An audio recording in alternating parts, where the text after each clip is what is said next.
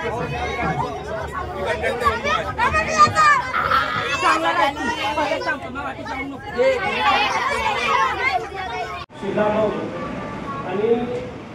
Specially सर्वात मोठं ह्या कामाची भूमिका बोलायची असेल तर शैलेश भाऊ विखे.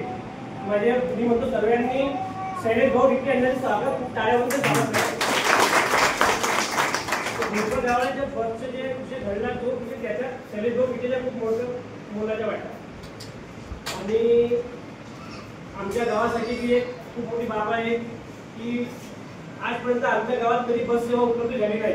आज बस सुविधा उपलब्ध झाल्याने तुम्हाला शिरपूर ते घोडपड आणि एक बस लिगाव ते घोडपड आणि कामठी अशा मध्ये 2 बस झाले ना, जेणेकरून घोडपड गावातील लोकांना जाण्याकरिता सुविधा उपलब्ध होईल.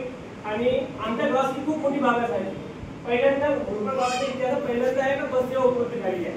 त्यासाठी मी सर्व